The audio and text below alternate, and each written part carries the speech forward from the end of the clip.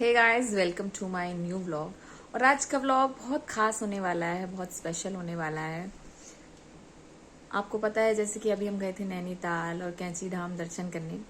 मैंने आपको बताया था एक वीडियो में, अगर आपने मेरे सारे वीडियो देखे हो, कि कैंची धाम जब हम पहुंचे तो हमारे साथ कुछ ऐसा हुआ जिससे हम लोगों को ऐसा रियलाइजेशन हुआ कि बाकी की डिटेल आप वीडियो में देख लीजिए। मतलब हमको स्पेशली हमको नहीं हुआ, पर जिसको हुआ है वो अपनी आप बीती आपको बताएगा। आप सुनिए, पूरा वीडियो देखिएगा, वीडियो बिल्कुल भी स्किप मत करिएगा, बने रहिए वीडियो में। ब्लॉग आगे बहुत ही हार्ट टचिंग होने वाला है और बहुत स्पेशल होने वाला है।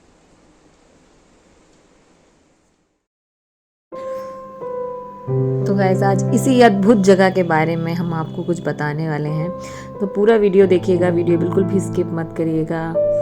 ये इतनी पावन एकदम ऐसी जगह, मतलब अगर आप एक बार जाएंगे तो मुझे यकीन है कि आप भी दोबारा ज़रूर आना चाहेंगे। ये है कैंची धाम, जो कि नैनीताल से 19 किलोमीटर दूर है और बहुत ही अद्भुत जगह है। बाबा नीम करौरी महाराज का मंदिर आश्रम। यहाँ पे हमारी रूबी एक एक्सपीरियंस शेयर करेंगी। हम लोगों ने कैंची धाम में जो एक्सपीरियंस किया, मतलब हम तो पहली बार ही गए थे, हमारी फैमिली पहली बार गए थे। रूबी शायद 5 साल बाद दूसरी बार गई थी। और हम लोग के साथ ऐसा कुछ घटित हुआ कि हम लोगों की और श्रद्धा बढ़ गई। तो मतलब हम लोग के साथ कुछ ऐसा हुआ कि जो मतलब उस समय तो वीडियो नहीं बना पाए, लेकिन हम लोग उस चीज के बारे में कई बार डिस्कस कर चुके हैं और सोच सोच के ही मतलब हम लोगों के अंदर इतनी ज्यादा श्रद्धा और बढ़ गई है यार। रूबी, श्रद्धा बढ़ गई है। आज से 5 साल पहले जब हम वहाँ गए थे तो हमें नहीं पता था कि कैंची धाम जैसी कोई जगह है या बाबा है, महाराज है। हमारी फ्रेंड के थ्रू गए थे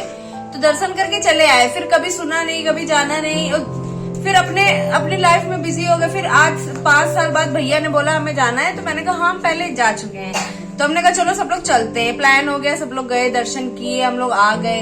उसी रात याना की तबीयत बहुत खराब हो गई, इतनी ज्यादा खराब हो गई कि समझ में नहीं आ रहा। पहाड़ी इलाका, दवाइयाँ, उसको खांसी थी पर वो खांसी कफ सिरप था नहीं, दवाइयाँ थी नहीं। दीदी लोग भी दूसरे रूम में सो रहे थे, समझ में नहीं आ रहा था क्या करे, उनको डिस्टर्ब करना भी ठीक नहीं लग रहा था।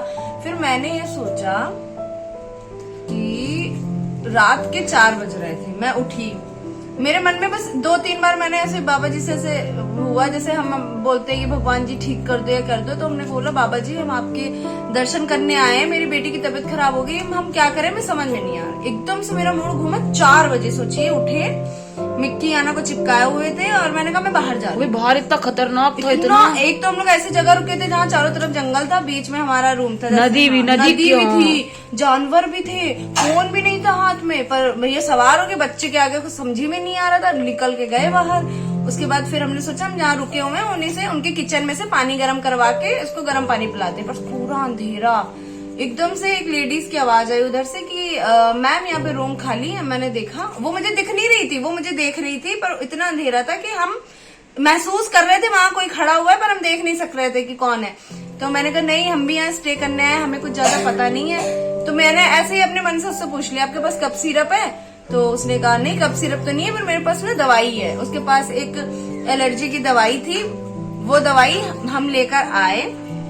हमने नेट पे सर्च करी और वो उस चीज की दवाई थी, जैसे याना को खांसी हो रही थी, एलर्जी थी उसको गले में, उस चीज की दवाई थी। और हमने खिलाया, खिलाते ही 5-10 मिनट बाद याना अच्छे से सो गई, हम लोग सो गए। जब सुबह सो के उठे तब एहसास हुआ कि वो मदद हमको बाबा जी ने की थी। हमने जो वहां हम गए, हमने मांगा उनसे, हमें मिल गया। तो हमारी तो श्रद्धा बहुत ज्यादा बढ़ गई है। और इतनी ऐसी जगह पे रात के 4-4:30 बजे कोई इंसान दिख जाए, ये बहुत बड़ी बात है। गुप अंधेरा। और सबसे बड़ी बात ये कि जिन्होंने मेरी मदद की, मैंने उनको फेस ही नहीं देखा। सबसे बड़ी बात, मुझे तो ऐसा लगता है वो मेरे लिए भगवान है।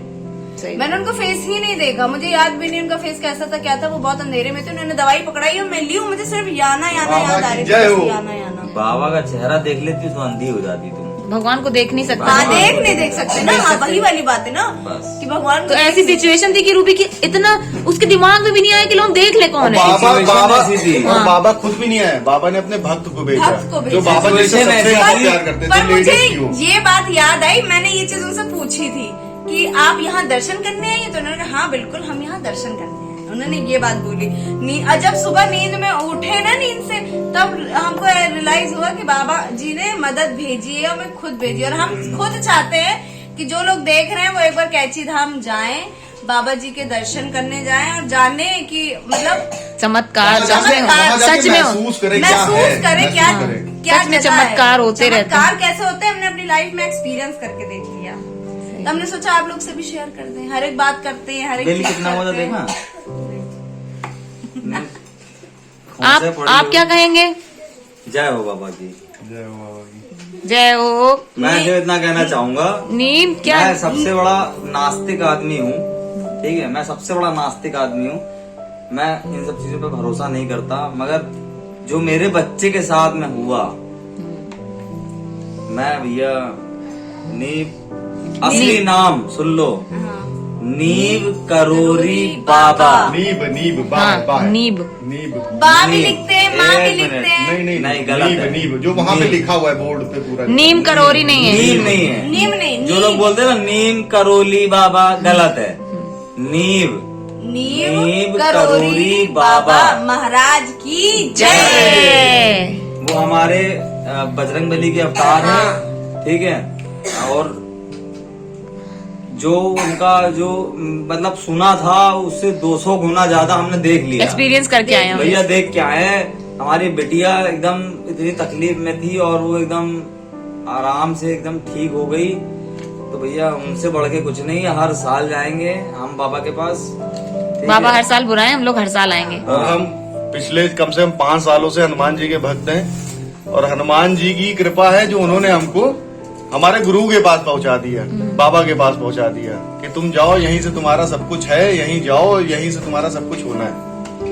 मैं तो आगे उम्मीद मैं है। भाई कभी जाता नहीं हूँ मंदिर वगैरह, मगर मैं अभी भी नहीं गया था मैं मंदिर, मगर फैमिली को भेजा था मैंने अपनी, क्योंकि मैं इसलिए नहीं जाता क्योंकि मैं भाई थोड़ा सा ड्रिंक व्रिंक करता हूँ, रेगुलर करता हूँ, नॉनवेज वगैरह भी खाता हूँ। नॉनवेज खाता हूँ, रेगुलर खाता हूँ।